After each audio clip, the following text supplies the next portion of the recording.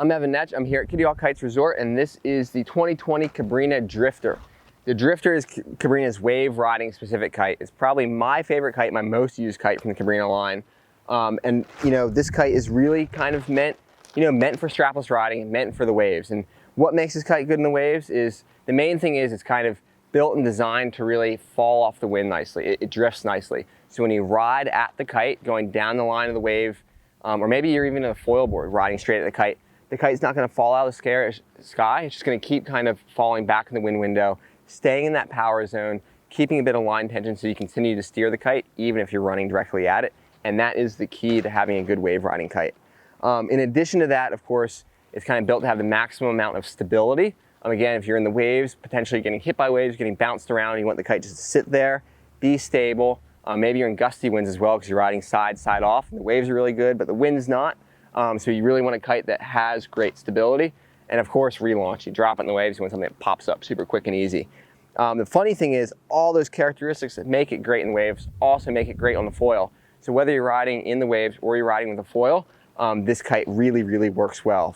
Super fast steering, direct steering, stability, water relaunch, all those things really help out in light wind just as much as they do in the waves. It's a 3-strut kite, as you can see. Of course, 3 struts kind of means it's a little bit lower aspect. It sits a bit deeper in the wind window, stays in that power zone, and that's not just a function of 3 struts, but that's also a function of the kite's bridling. But of course, 3 struts really keeps those wingtips close together, turns nice and tight. So whether you're on a wave, trying to move the kite back and forth with every bottom and top turn, it works great. Or even, honestly, on a twin tip, because this kite's got such a big wind range, when you sheet out, it loses a lot of power, which is what you want on a wave. You want to be able to spill that power. When you sheet in, you get a lot of power. So actually on a twin tip, the kite has blown me away. It jumps great and it really loops great. Again, it doesn't have quite the hang time that you'll get with the switchblade, but it loops fast with that fast steering, and jumps really blows me away. The 7 and the 8 meter, I love taking out when it's absolutely nuking on a twin tip doing kite loops. If we look at some of the bridle options here, you can see on the leading edge of the kite, you have an onshore and offshore setting. This is the only kite in the Cabrinha range that kind of has this option. And that's kind of to make the kite sit farther forward or deeper in the wind window. If I'm riding in side shore wind or onshore wind, I want that kite to sit deep in that power zone, especially when you're riding at it on a wave. If you're in offshore wind, sometimes if that kite is sitting too deep, it'll be pulling you off the back of the wave. So you put it in that offshore setting, the kite sits a bit farther forward, it loses its ability to drift a bit, but sitting farther forward keeps you from getting pulled out the back of the wave in offshore wind. And then of course, if you are riding in flat water on a twin tip, sitting farther forward will actually give it a little better upwind ability as well.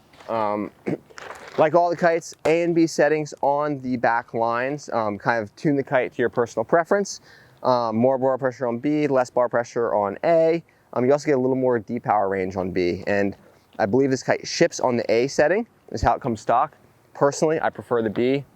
Drifter on the B setting couldn't be a better kite in my opinion. One big change from 2019 to 2020, the kite itself, the shape, the steering, the flying is all the exact same as it was in 2019, but the canopy material is different. And it's different across Cabrinha's whole range of kites for 2020. They've moved to a new nano ripstop canopy. And what this is if you look really closely at the canopy, the ripstop, which is built up of squares, they use a double ripstop. These squares are really tight and really close together. And what I'm told is this canopy has twice the durability, twice the tear strength that they had in 2019, but at the same weight.